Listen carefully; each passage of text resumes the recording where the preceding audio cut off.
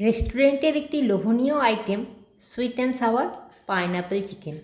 খুব সুন্দর খেতে হয়, টক ঝাল মিষ্টি। সুইট অ্যান্ড সাওয়ার এই জন্যেই বলা হয়।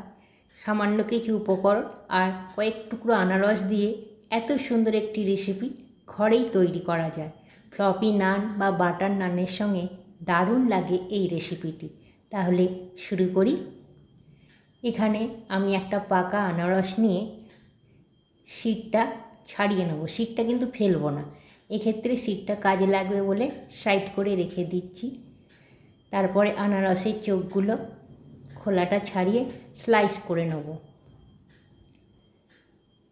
আগে চোখগুলো ছাড়িয়ে নিই, তারপরে একটু স্লাইস আলু ভাজার মতন করে রেখে দেবো।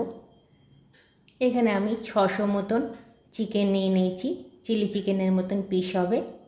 তারপরে বড় 1 চামচ আদা রসুন আর কাঁচা লঙ্কার পেস্ট মাখিয়ে খানিকক্ষণ রেখে দেবো। অল্প খানিকক্ষণ রাখার পরে মেন প্রিপারেশনটা দেখাচ্ছি। এই যে স্লাইস করে কাটা আনারস নিয়েছি, সাথে হাফ কাপ মতন রসও রেখেছি। রসটা সাইডেই রেখেছি।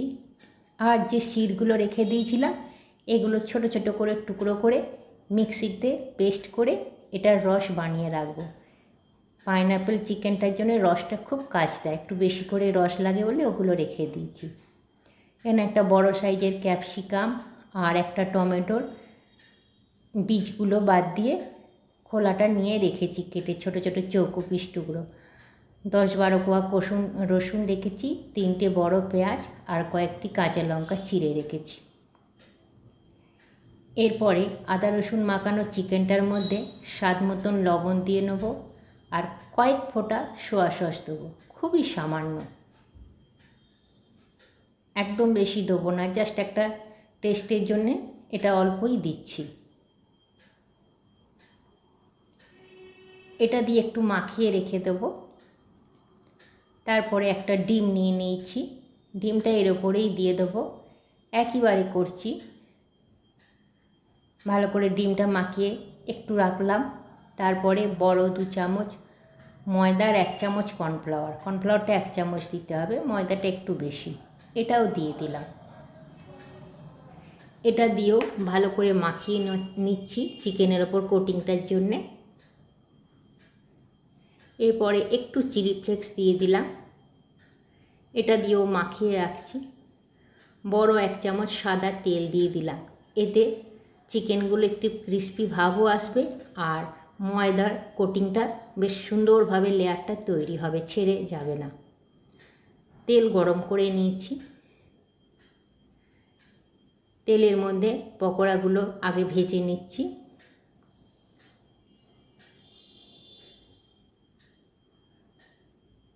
একটু ব্রাউন করে ভেজে নিতে হবে। হয়ে এসছে, সমস্ত পকোড়াগুলো এইভাবেই ভেজে নিতে হবে। দেখুন কি সুন্দর কোটিংটা হয়েছে একটু তেল দেওয়ার জন্যে। এরপর যে আনারসের শিটটা রেখেছিলাম সেগুলো মিক্সিতে ভালো করে পেস্ট করে ছাকনায় ছেঁকে নেব। এই ছাকনা দিয়ে রসটা খানিক পরে ঠিক বেরিয়ে আসবে। পকোড়ার তেলটা রয়ে গেছে, ওরই মধ্যে শুকনো লঙ্কা আধখানা দিয়ে দিলাম একটা সেন্ট আসার জন্যে। তারপরে যে 15 কোয়া মতন রসুন ছোট ছোট টুকরো করে রেখেছিলাম সেটা দিয়ে দিলাম। এখন আঁচটা একটু কমানো আছে, রসুনটা দিয়ে নিচ্ছি। রসুনটা একটু হালকা আছে ভাজবো, সুন্দর একটা গন্ধ আসবে রসুনের আর শুকনো লঙ্কার। এরপরে যে আদা রসুনের পেস্ট 1 চামচ ছিল কাঁচা লঙ্কা দিয়ে বাটা, সেটাও দিয়ে দিলাম। এটা একটু নাড়াচাড়া করছি কাঁচা গন্ধটা বেরোনোর জন্যে, একটু ভাজতে হবে এটা। মোটামুটি লালচে হয়ে এসছে।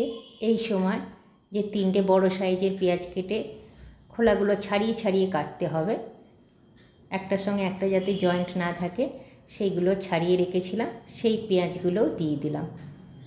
এগুলো হালকা হালকা ভাজা হবে, এই সময় আঁচটা খুব বাড়িয়ে দিতে হবে। স্বাদ মতন লবণটাও দিয়ে নিলাম, মশলাগুলো যে লবণটা লাগবে পেঁয়াজ ক্যাপসিকামটা দিয়ে দিলাম।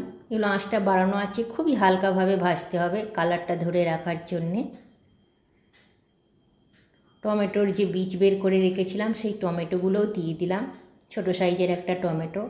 আপনারা চাইলে ইয়েলো আর রেড বেল পেপার দিতে পারেন, তাতেও সুন্দর কালারটা আসে আর খুব সুন্দর হয়।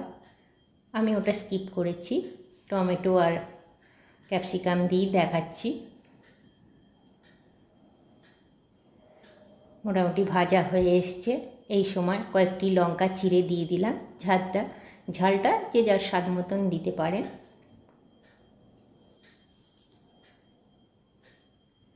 যেহেতু সুইট অ্যান্ড সাওয়ার চিকেন, সেই জন্য একটু মিষ্টি দিতেই হবে।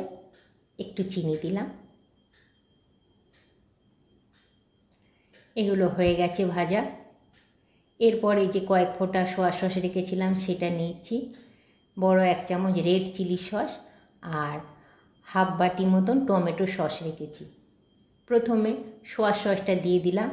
এটা দিলাম জাস্ট কালারটা সুন্দর আসার জন্য, খুবই অল্প দিলাম, ওই জন্য কয়েক ফোঁটা, এতেই কালারটা খুব সুন্দর আসবে। সোয়া সসটা দিয়ে নাড়াচাড়া করার পর যে বড় 1 চামচ রেড চিলি সস রেখেছিলাম সেটাও দিয়ে দিলাম। এটা দিয়েও নাড়াচাড়া করছি। টমেটো সসটাই একটু বেশি দিতে হবে, ওই সুইট অ্যান্ড সাওয়ারের জন্যই টমেটো সসটা বেশি দিতে হবে। হাফ বাটির বেশি দিলে ভালোই লাগবে খেতে। বাটিটা ধুয়ে একটু জলটা দিয়ে দেওয়া যেতে পারে। পুরো ভাজা ভাজা হয়ে গেছে, সুন্দর কালারটাও এসে গেছে। এরপরে চিকেনগুলো দিয়ে একটু নাড়াচাড়া করতে হবে। এখনও মেন প্রিপারেশনটা কিন্তু দেওয়া হয়নি। চিকেনগুলো দিয়ে আগে একটু নাড়াচাড়া করে নিই। পুরো চিকেনটার গায়ে সসের আইটেমটা ভালো করে মিশিয়ে নেব শুকনো শুকনো করে।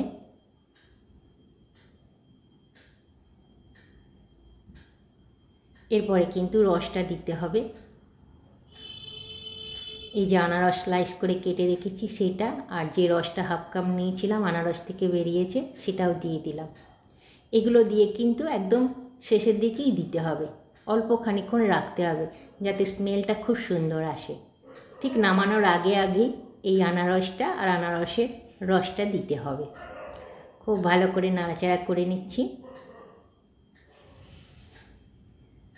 ওইদিকে যে শির বের করে আমি রসটা তৈরি করে রেখেছিলাম সেটা দেখুন ছাকনা থেকে ছেঁকে নিয়েছি। রসটা বেরিয়ে এসছে মেন, আর ছাকনায় রয়ে গেছে এটা শিরটা। হাফ চামচ কর্নফ্লাওয়ার দিয়ে দিলাম।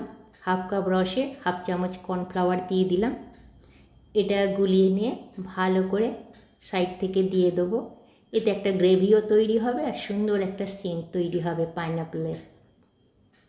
ঠিক নামানোর আগে এই গ্রেভিটা তৈরি করার জন্য আর সেন্টটা আসার জন্য ওটা দিতে হবে। ওই জন্য আনারসের শিরটাও আমি ফেলিনি। আনারসটা এমনি মুখে লাগবে পিসগুলো, আর তার সঙ্গে সেন্টের জন্য আনারসের শিরের রসটা দিয়েছি। দেখুন বন্ধুরা কি সুন্দর তৈরি হয়ে গেছে। ফ্লপি নান দিয়ে দারুণ খেতে লাগে। তার রেসিপিও আমি আপলোড করব। ভাল লাগলে পাশে থাকবেন। নমস্কার।